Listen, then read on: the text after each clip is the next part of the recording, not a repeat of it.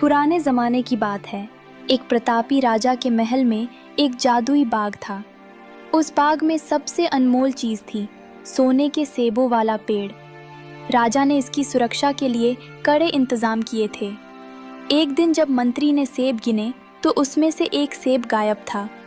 तभी मंत्री दौड़ता हुआ राजा के पास आया और बोला, महाराज, गजब हो गया। आज जब मैंने सोने के सेब गिने तो उनमें से एक सेब कम है। क्या ये कैसे मुमकिन है? इतने पहरेदारों के बावजूद चोरी?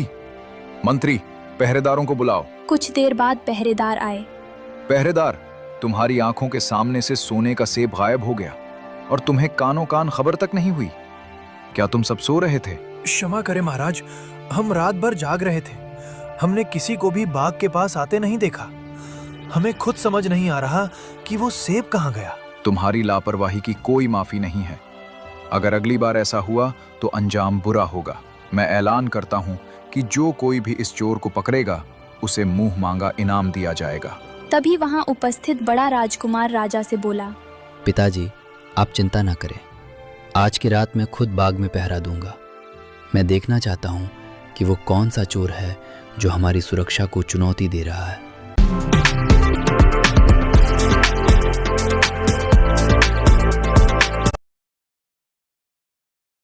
कर आपके सामने पेश करूंगा।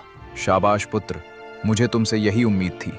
जाओ, आज रात बाग की जिम्मेदारी तुम्हारी है।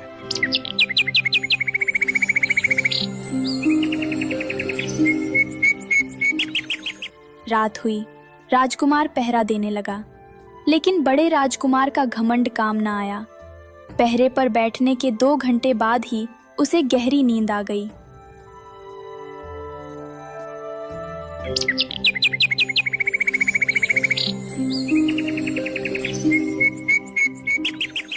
सुबह जब सेब गिने गए तो एक और सेब गायब था।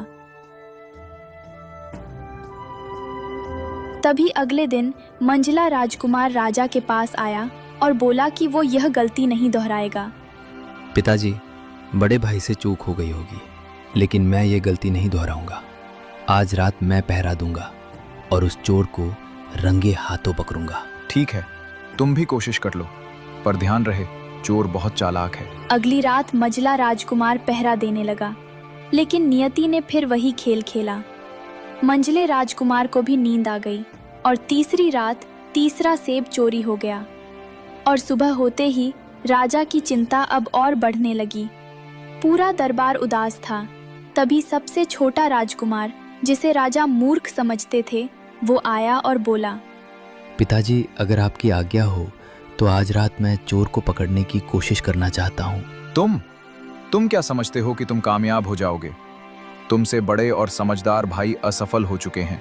तुम जाओ और अपना काम करो, यहाँ वक्त बर्बाद मत करो। महाराज, माना कि मैं छोटा हूँ, पर मुझे एक मौका तो दीजिए।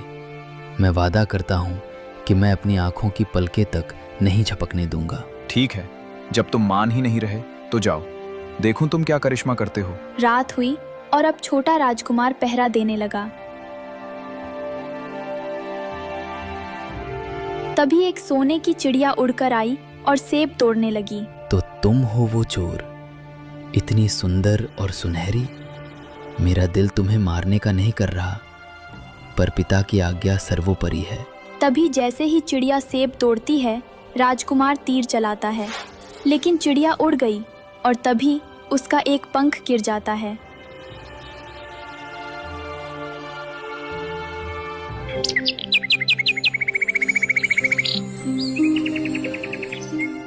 सुबह होते ही छोटा राजकुमार चिड़िया का पंख लेकर राजा के पास दरबार में गया। पिताजी, ये चोर कोई मनुष्य नहीं बल्कि एक सोने की चिड़िया थी। क्या सोने की चिड़िया? क्या तुमने उसे मारने की कोशिश नहीं की? वह उड़ गई और उसी समय उसका ये पंख जमीन पर गिरा। इतना सुंदर पंख, वो भी सोने का। मुझे वो सुंदर चिड़िया चाहिए। तुम में से कोई उसे ढूंढ सकता है क्या? पिताजी, सबसे पहले मैं उस चिड़िया को ढूंढने जाऊंगा। अगले दिन राजा के आदेश पर बड़ा भाई चिड़िया की खोज में निकल गया और कुछ दूर जाने के बाद जंगल में उसे लोमड़ी मिली।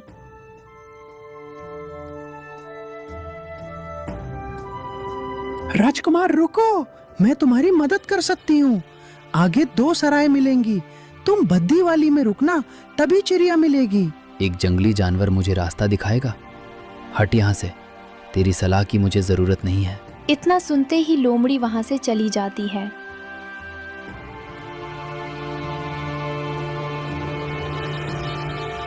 और राजकुमार सजी धजी सराय में जाकर रुक जाता है और सब भूल जाता है।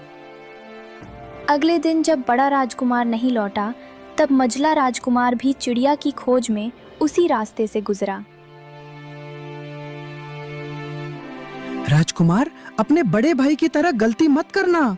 मामूली सराय में रुकना, वरना भटक जाओगे। चुप रह बदसूरत लोमड़ी। हम राजघराने के लोग हैं। हम आलीशान महलों में रुकते हैं, कचरे जैसी सरायों में नहीं। तभी वो भी लोमड़ी की बात अनसुनी करके सजे धजे वाली सराय में जाकर ठहर गया। अगले दिन जब मझला राजकुमार भी नहीं लौटा, तब छोटा राजकुमार भी चिड़िया की खोज में निकल गया।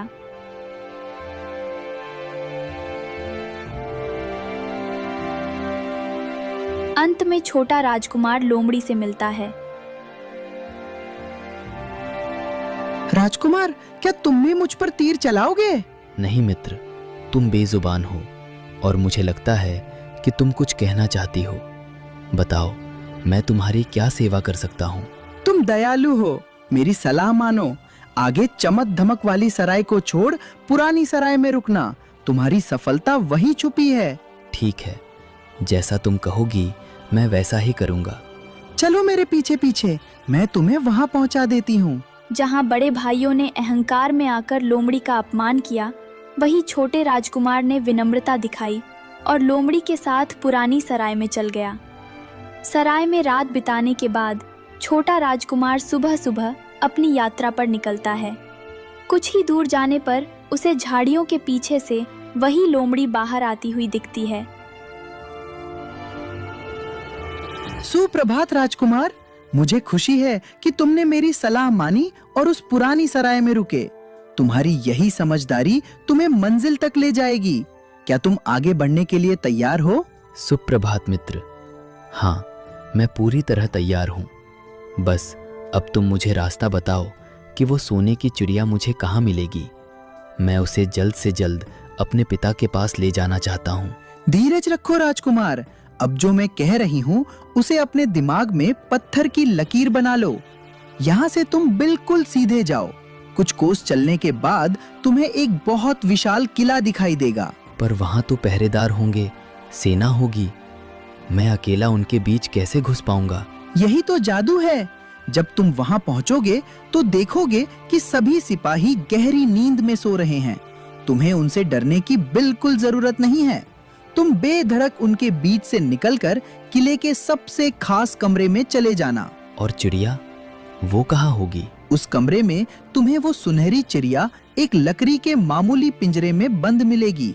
उसके पास ही सोने के सेब भी रखे होंगे, जिन्हें पहचान कर तुम्हें यकीन हो जाएगा कि यही वो चोर है। लकड़ी का पिंजरा? इतनी कीमती चिड़िया के लिए लकड़ी का पिंजरा? यही सबसे जरूरी बात है राजकुमार। उस लकड़ी के पिंजरे के ठीक बगल में एक बहुत ही खूबसूरत सोने का पिंजरा रखा होगा, जिसमें हीरे मोती जड़े होंगे। तुम्हारा मन ललचाएगा। तुम्हें लगेगा कि चिड़िया को सोने के पिंजरे में होना चाहिए, लेकिन मेरी बात याद रखना, चिड़िया को भूल कर भी उस सोने के पिंजरे में मत डालना। पर क्यों? सोने का पिंजरा तो ज्यादा अच्छा है ना? सवाल मत करो, बस इतना जान लो कि अगर तुमने उसे लकड़ी के पिंजरे से निकाला तो तुम बहुत पछताओगे। उसे लकड़ी के पिंजरे सहित उठाना और चुपचाप बाहर निकल आना। क्या तुम मेरा ये वादा निभाओगे? मैं वादा करता हूँ मित्र, मैं तुम्हारी हर बात मानूंगा। लकड़ी का पिंजरा ही सही, मैं सोने के पिंजरे को हाथ भी नहीं लगाऊंगा। बहुत अच्छे, अब समय बर्बाद मत करो। आओ मेरे पीछे, मैं तुम्हें शॉर्टकट रास्ते से उस किले तक पहुंचा देती हूँ। तभी राजकुमार लोमड़ी के पीछे चल दिया और चलते चलते शाम हो गई और उस किले तक ले गई जहाँ सोने की चिड़िया थी। राजकुमार धड़कते दिल के साथ किले के भीतर दाखिल हुआ, जहाँ सभी सिपाही बेसुध सो रहे थे। राजकुमार अंदर गया और उस कमरे में पहुंचा जहां चिड़िया थी। चिड़िया को देखते ही वो पहचान गया कि यही वो चोर है। ये चिड़िया तो कितनी सुंदर है। इतनी सुंदर चिड़िया लकड़ी के पिंजरे में अच्छी नहीं लग रही। इसे सोने के पिंजरे में बंद करके पिताजी के पास ले चलता हूँ। राजकुमार लोमड़ी की बात भूलकर जैसे ही चिड़िया को सोने के पिंजरे में डालने की कोशिश करता है, तभी चिड़िया जोर से चिल्लाई, बचाओ बचाओ, कोई चोर हमें चुराने आया है। इतना सुनते ही सिपाही दौड़कर आए और राजकुमार को पकड़ लिए।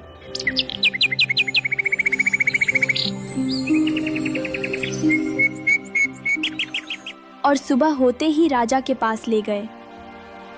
तो तुम हो वो मामूली चोर। मेरी कड़ी सुरक्षा को भेद कर तुम मेरी सुनहरी चिड़िया चुरा रहे थे। महाराज, मैं कोई साधारण चोर नहीं हूँ। मैं एक राजकुमार हूँ और अपने पिता के आदेश पर यहाँ आया था। राजकुमार? एक राजकुमार चोरी नहीं करता। तुमने मेरी चिड़िया को छूने का दुस्साहस किया है, जिसकी सजा केवल मृत्यु है। मुझसे भूल हुई महाराज।